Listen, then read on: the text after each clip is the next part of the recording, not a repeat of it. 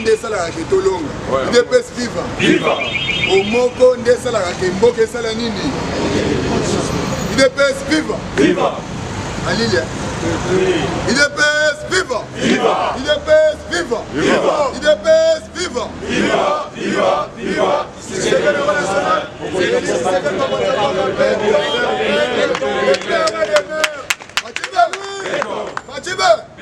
Fatima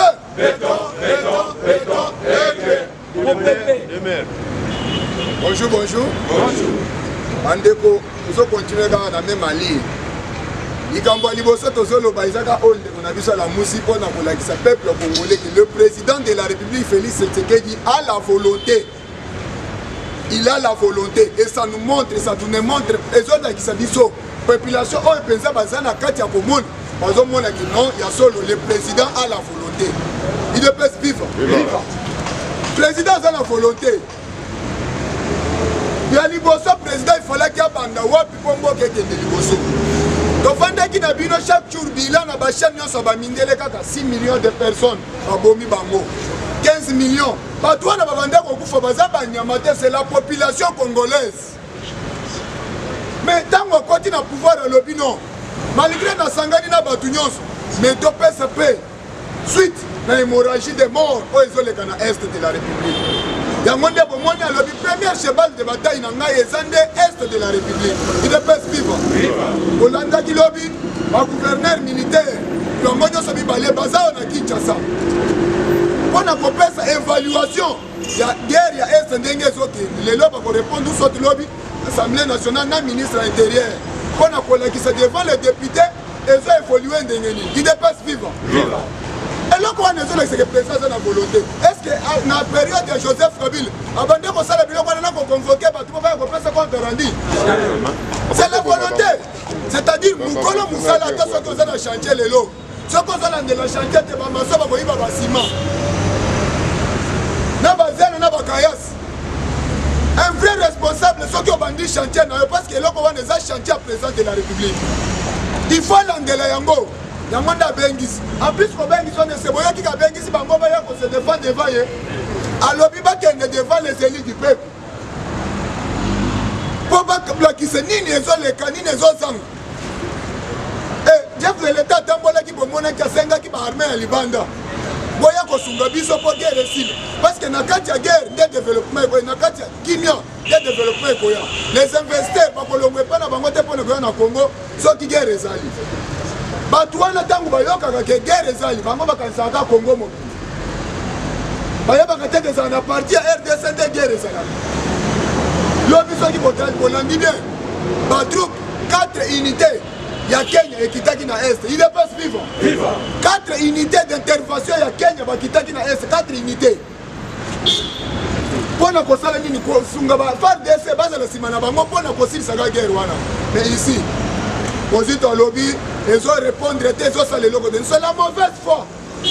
En contradiction, toi tu as déclaré que je vais tout faire avec la Mouka pour créer une sécurité président Félix Salake. Et le lot a instauré que non, état de siège écoute, qui m'y écoute. C'est toi encore le premier, il faut critiquer. Parce que tant qu'on va armer, ma troupe, il y a Kenya. Est-ce que les gens sont à télévision pour la Boloba? Pour votre information, vous avez signé. Retrait progressivement, il y a Monisco. Dans les jours à venir, vous allez salater. Parce que quand vous allez pas parce que vous avez un mouvement de Kosale. Ba umeli na bango pe to uti ko signer accord il faut bango pe basala nini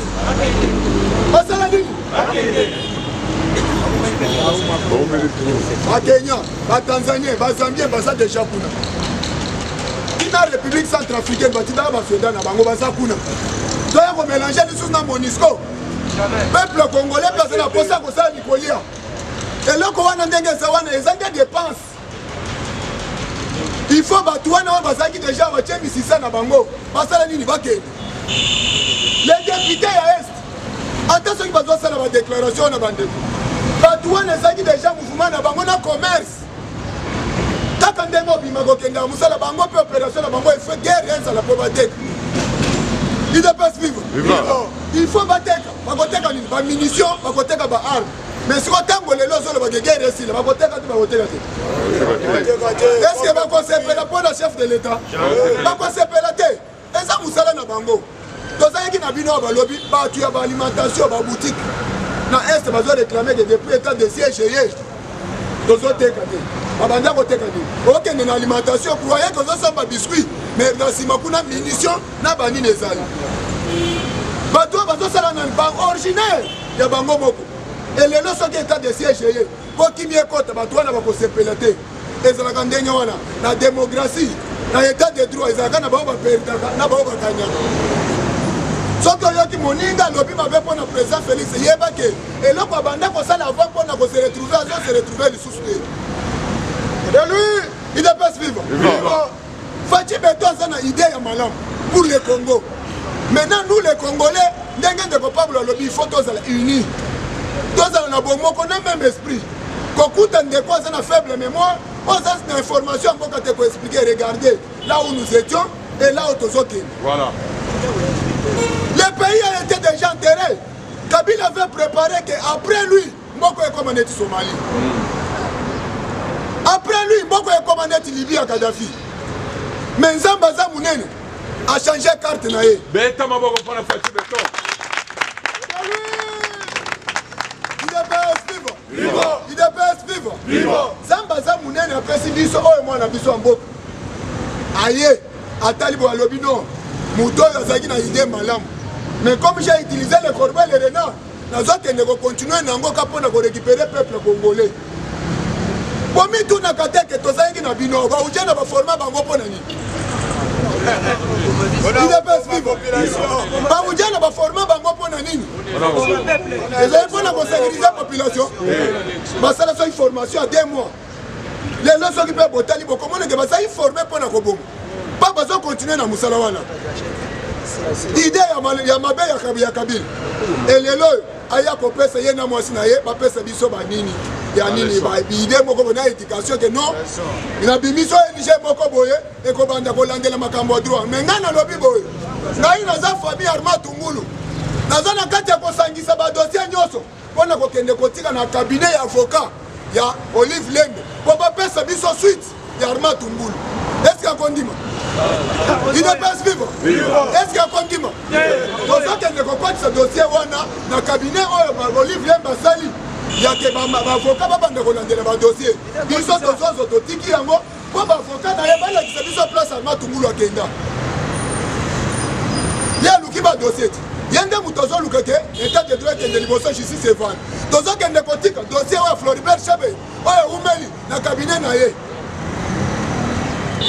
quelque chose de son contraire. L'éducation c'est aujourd'hui. Les Landais ont repéré cette éducation. Il y a un vrai dossier.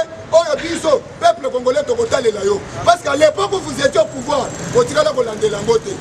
Nous on a dit d'une façon pour distraire le peuple congolais. Depuis quand Olive Lemba avocat le régime passé à tuer. Le régime passé va faire souffrir la population. Non, non, habité. Et les gens sont victimes d'arrestation. Le peuple congolais va s'épeler. Les gens disent le peuple congolais va le mouton à Kabila. Le peuple congolais va le Kabila. Mais tu consoyez. Dans un cas, il y a un malem. Tu consoyez. Tu y as bien votre bon bélier. On y a le peuple congolais. Le président Félix n'a idée à malem. Qu'il y a un qui est de niveau. C'est pour ça que ça peut distraire.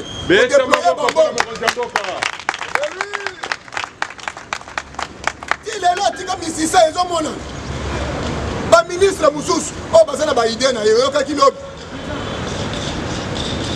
na éducation c'est professionnel ce qui enseignement est professionnel ministre on a détourné combien cette formation professionnelle 770 000 dollars oh yazui na trésor public sans explication et tant que chef Agay wana moni a dénoncé yango non suite poursuite aux sorcières ceux qui n'y ndeke bazolo et ceux qui acharnement pas mikoler comme acharnement yo ibimbo l'état tina kati ya gouvernement d'union sacrée okende kozwa mbongo ya peuple congolais 770 000 dollars ok nango sans suite na décembre tu kolanda ministre ya travaux publics na mutu na biso ya nini ya OVD aleki na top Congo mpona koloba ke aza na 112 millions na maboko au chef de l'état na trésor public babimisi mpona kobongisa banzela tilegelesa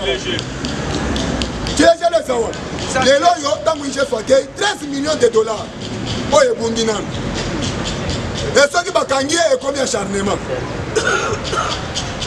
mais état de droit mosala nango ezani démocratie ezani c'est la loi qui impose eza na eloko moko ezalaka na dictature neti loi te c'est la loi ezalaka nde premier dictateur ya mboka parce que yo okokende te koleka loi nde ekoimpose yo pozonga na nzela mais soki lelo loi eye yango nde confusion population baza nango bakomi koka mais c'est la loi il faut qu'on supporte UDPS viva UDPS viva président aza na idée malamu tozokende na ye malembe baoyo nyonso bazobundisa ye toyebi mpo na nini bazobundisa ye c'est parce que intérêt na bango eza verrouillé baintérêt na bango eza te na minute intérêt ekomi nde ya population ko intérêt ekomi ya population ko obetelon faci maboko UDPS viva UDPS viva tozokende malembe makambo eza ebele oyo président aza na kati ya koréalize soki botali oyo azolinga okende na lwalaba eza parmi bamakambo oyo ekodevelope mboka boyebi ke kote wana nde place mpenza bomengo na biso efanda mais bomengo wana ebanda kokende dans le vide tozoyeba te soki bolandi awa Albert Yuma alobi Moïse Katumbi a exploité les minéraux ya RDC oyo ifalaki koexploite pendant 40 ans asaleli yango pendant 3 ans quel niveau ya motema bato na basociété maini babloka lelo équipe eza te vente ya uranium oyo abongisaki na bavio ya mazembe eza te yango tolobi boye chef de l'état aza na mission ya kokanga bato nyonso oyo bateka uranium bato nyonso bateka uranium ya mboka na biso mpona kokomisa lelo ke bapays mosusu ekoma riche mpona koteka États-Unis notre partenaire fo bato wana bakangama UDPS viva bakokangama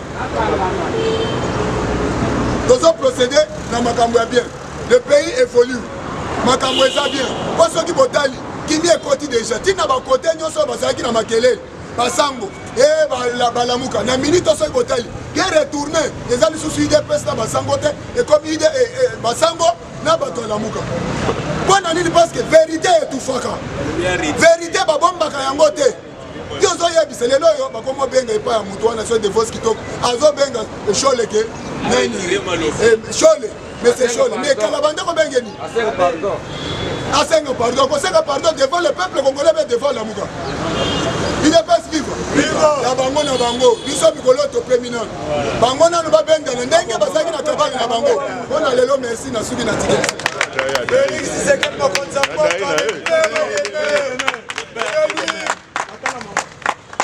Merci beaucoup, chers combattants. C'est notre vœu, un doyen de combattants. De Bomoniana, Bata Makangana et de Monanaka. À sa feu, il y a un peu de Sénégal à niveau de résidence à peu avec Etienne. S'il y a le Mwaki, à Kepacha Markaboun, sur le Tigala Ikuna. C'est doyen, et il y a comment on a déjà, ça qui n'est déjà quelque part. Nous sommes juste qui est malembe, vous êtes belé. UDPS viva. Merci beaucoup, chers combattants. Tous les combattants de l'UDPS. Tous à la bolingo. Tous les na biso na biso. Tous les la haine kati na biso. Tous les la motema mabe kati na biso. Lingande konayo. Message na ngai ya semaine oyo nga na adopté après kosala banalise ya makambo ebele naye comprendre ke baguerre kilikili toza nango na kati ya pays baguerre d'idée tellement excès ya baparti politique na mboka ezobongisa bakongolais image ya malamu UDPS viva na bandi place wana pourquoi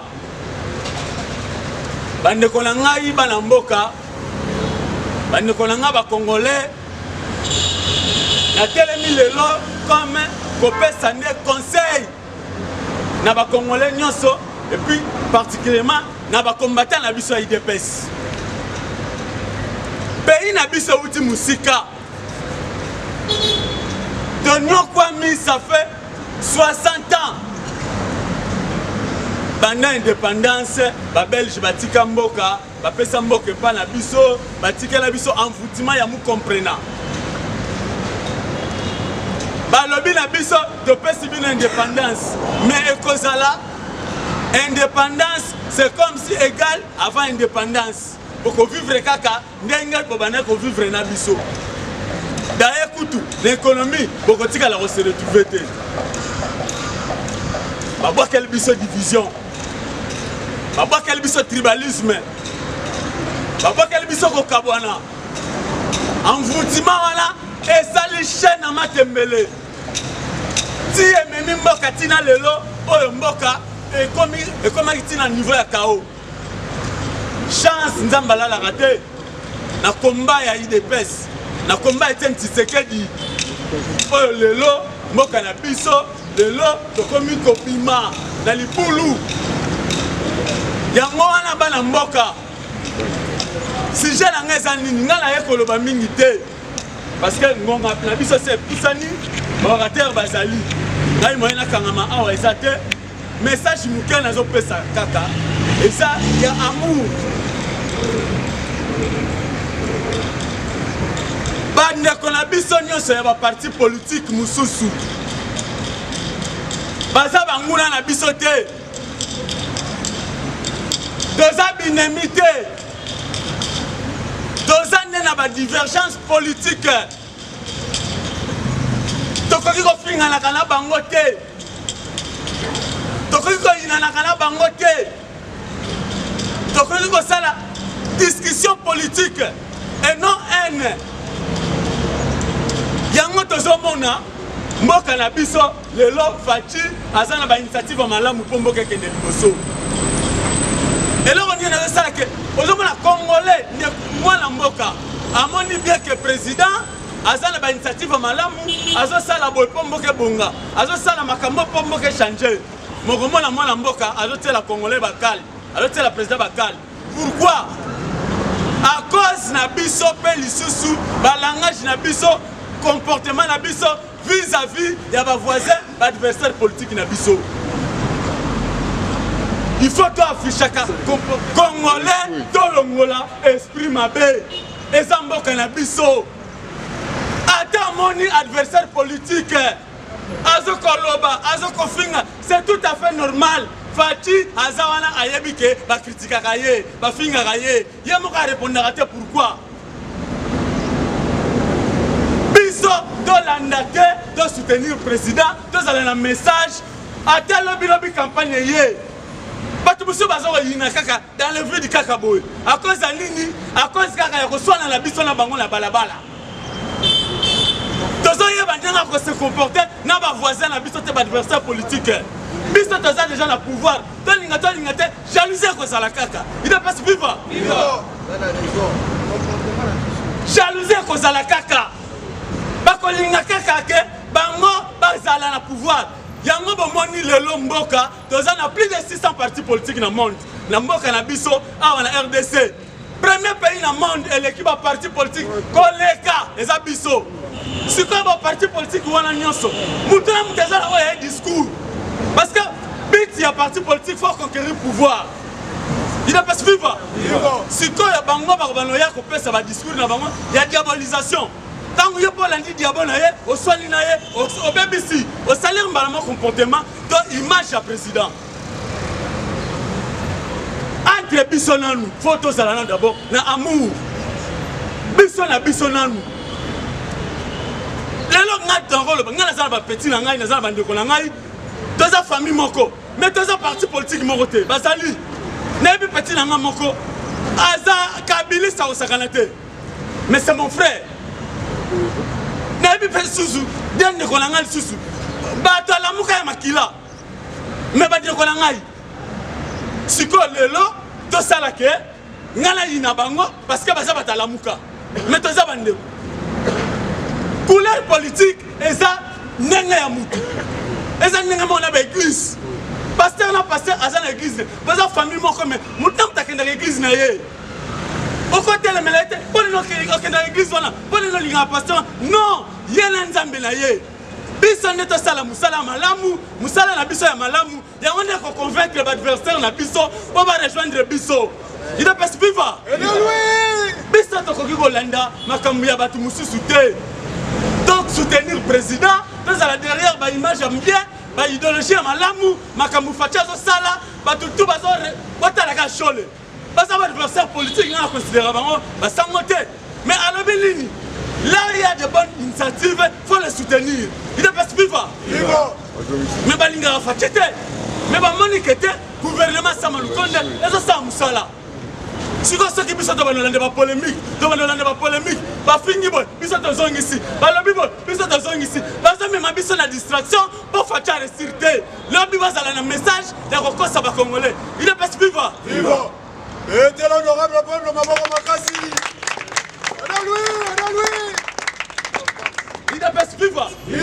Merci beaucoup bandeko na ngai. Tant eza muke, orateur bazali awa, nakokanga makawa te. Yo lakisa kaka image ya malamu. Yo lakisa kaka volonté. Tofingaka bango te, toza famille, toza bandeko, toza adversaire politique et non binemi. Toza bandeko, toza bana mboka. Nous sommes des Congolais biso nyonso. Kozala mungala, muswahili, mukongo, muluba, Zamba pesa biso République démocratique du Congo, nemboka na biso photo défendre, photo zala ini, bomboke kende liboso. Il est pas viva. Viva. Merci beaucoup ngala sukiawa. IDPS viva. Viva. Base viva. Viva. Viva. Viva. Système international. Félix Tshisekedi, président de la République de PRD. Fatibé.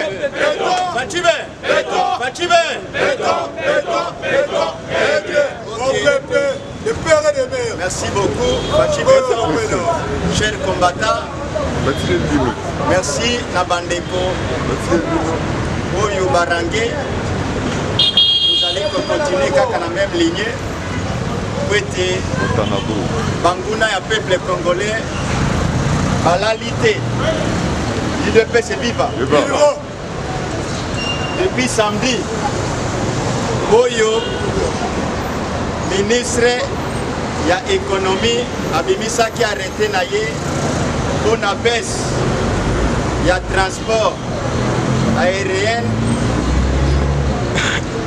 Yambo Kanabiso, ba Congolais bat sillonné, batamboula Nambo Kanabango, naba état-major, Oyo ya ba parti politique.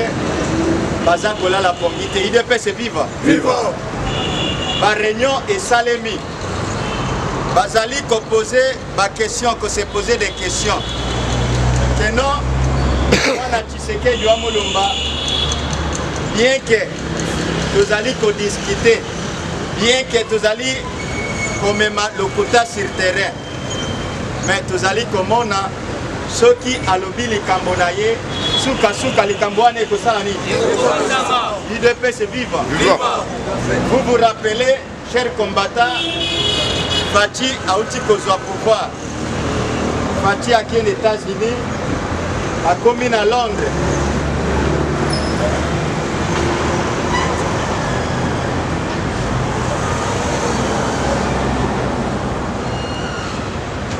A commis à Londres, a sali déclaration à lobby, je vais déboulonner les systèmes Yamabe ou Izanambo Cannabiso. IDPS viva. Est-ce que Izana Mutumoko na Congo awa andimaki que système ya Kabila ekoza déboulonner? Bango moko bamona qui était a. Mais Futoyo. Eza liboma ou bien nini? Oyokaki bato ya FCC baza kolobakeno ezali immaturité politique eza bote mais lelo tokomi wapi système eza déboulonné te eza déboulonné c'est viva lelo FCC ezali en débandade oyokaki mutu ya Nojek azali koloba ete où sont partis toutes ces partis politiques Oyo babandaki ko kabola pouvoir na kombo ya FCC. Ko babandaki koloba likambo ya poids politique. Est-ce que bakombo wana boyoka yango lisusu? Ba parti wana boyoka kango lisusu? UDPS vivre. Yango bango balobi non. Bien que toza ko sala blague. Mais makambo yo ndenge za ko kende. Soki élection ko salema na 2023 biso tokozanga discours. Tokozanga maloba UDPS vivre.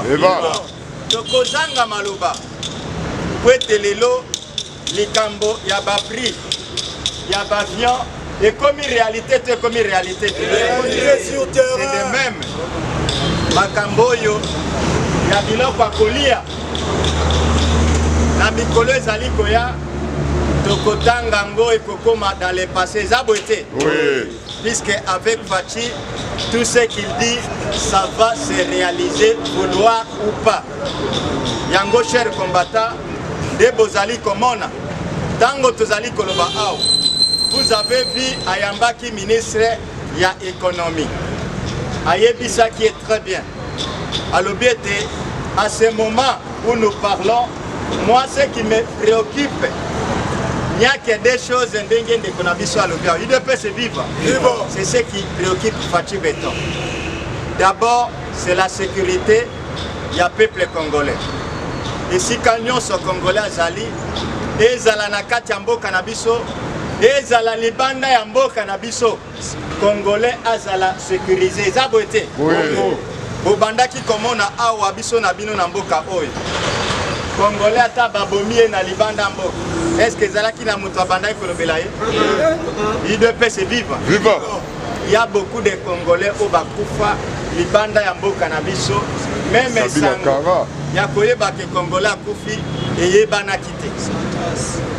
Moi qui vous parle, j'étais présent dans xénophobie et Salemaki en Afrique du Sud en 2008. Il y a eu beaucoup de Congolais au bakufaki. Ba Congolais belé bakufaki. Mais même awa na mboka na biso batikala koyeba te non ba Congolais bakufi kuna. Mais lelo avec Fachi partout et si ka Congolais azali soki likambo ekokome la Congolais gouvernement congolais ekokoma wana UDPS vivre. C'est pour vous dire que non, à ce qui concerne la sécurité congolaise, ezali préoccupation ya Fachi Beton. Deuxièmement, c'est la sociale ya peuple congolais. Raison pour laquelle Oza Komona lelo l'action ya chef de l'État à ce qui concerne les cambo étali social, il y a au moins réussite à 70%. UDPS vivre. 70% y a réussite sur ce qu'on appelle social. Mutumusu Sokotu Nangai, UDPS vivre. Puisque quand on parle du social, Congolais, il y a mon akakaka Odia. UDPS vivre. Congolais, mon akakaka Libumu. Mais Toza Kwe Bisabino, vous se préparez, Zaboté. Vous se préparez, vous allez prêt Nabatangawis.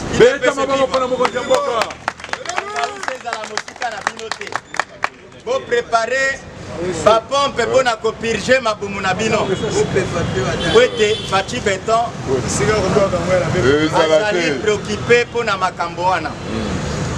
Quand je dis 70%, puisque na katia social, toza comme on a éducation, UDPS vivre, toza comme on a santé, toza comme on a déplacement, transport y a bateau. C'est ce qui fait l'ensemble ya social ya peuple congolais. Ce qui tokei na éducation, chers combattants, les lots, les cambo ya gratuité, oyo. Ba Congolais oyo bayini ba pesa ki chance te bandima quitté mais les lots komi ko compter deuxième année oyo bana na biso batangi gratuitement ezaboté UDPS vivre omoni Tony Mwaba oyo azali combattant ya UDPS oyo abundaki pona gratuité enseignement pendant que Willy Bakonga alingaki ko torpiller yango. UDPS vivre. C'est lui qui était le premier à dénoncer Willy Bakonga na baction na ye ya kindoki pona gratuité enseignement. Lelo yende akomi wana. Yende akomi ko accomplir baction ya chef de l'État pona likambo ya gratuité enseignement. IDPS viva. Viva. Oza komona baction o ezali ko salem. C'est pour la toute première fois na mboka oyo ba enseignant babima bazwa Oto bengi indemnité de sortie. Bazui pe bake kopé manakimia. Bazui mbongo. Oui, toyebi ete mbongo bazwaki ezali des fois insuffisant. Mais ndenge balobaka ete voyage ya liboso ebandaka na pa moko ezabo ete. Voyage ya liboso ebandaka na pa moko.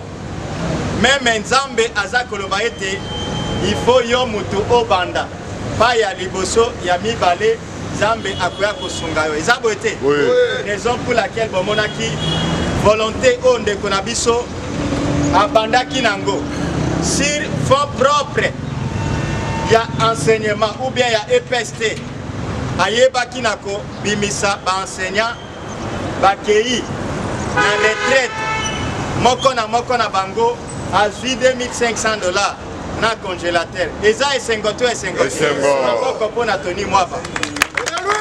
IDPS viva. Yango cher combattant, oza komona lelo, même ba enseignant.